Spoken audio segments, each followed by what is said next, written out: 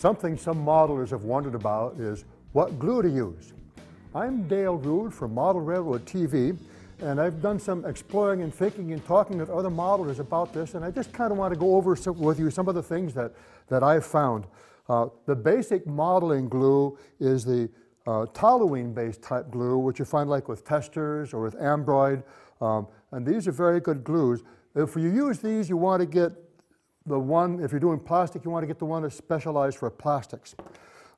If you're doing wood models or metal models, you want to get the glue that's specialized for wood or metal. And I find that I like to use the wood or metal if I have a metal piece that I need to have glued inside a plastic model, that I will just use the wood and metal. And then there's also the CA glues, the cyanocrylic glues. This is the instant glues. And I've discovered that instant glue isn't necessarily instant, and you don't want necessarily to have the instant glue. There's the very thin glue, which is the stuff that dries upon contact instantly, and then you've got something that's called medium CA, and this takes maybe a little bit longer to dry, and it's kind of a little bit thicker, more of a gel. This is the stuff that is recommended for most modeling. You want to have, when you have the modeling, glue that doesn't harden right away, so when you put the parts together you can kind of adjust it and shift it and make sure that it's in the right position before it sticks tight.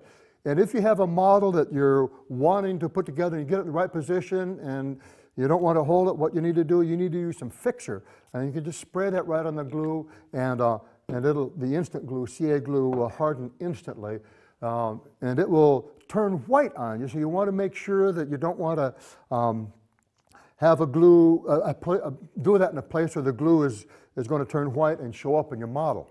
There are CA glues you can get, though, where if you use the fixture, that it will not turn white, and maybe you want to use one of those. And then you'll also have the glue that's the plastic weld, and I've talked with modelers that like this. The advantage of this glue is that there's no globs,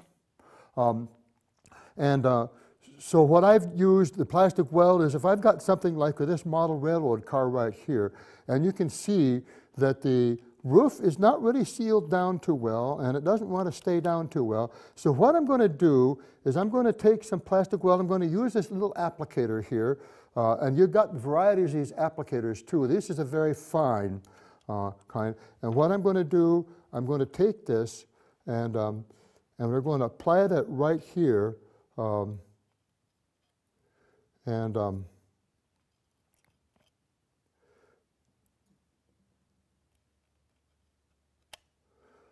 and then hold that down and make it stick. I'm going to put just a little extra right there.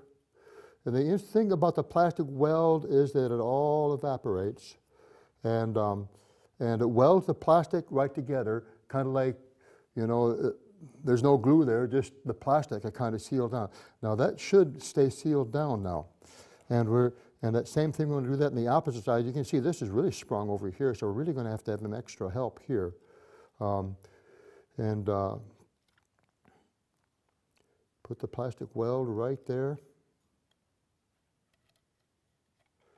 And then hold it down. I want to put a little extra right here. You know, this is good if you have a part that, like a bell, you want to put on top of a locomotive or something like that. This plastic weld is really good for that sort of thing. So, and it goes pretty quick. So there, that's sealed down, and that's ready to go. Now, I've got a wood model here, and there's a little piece that's fallen out of this. So what I want to do, I'm going to get another applicator, and I'm going to use this wood and metal glue here, and I'm going to put that in place. And this wood and metal glue acts very much like the old plastic toluene glue, which, you know, is the typical airplane glue for kids putting together airplane models and this sort of thing, except this version works better on wood and plastics. And I know I've got models where I've used this stuff that are 40 years old that are still holding together real well.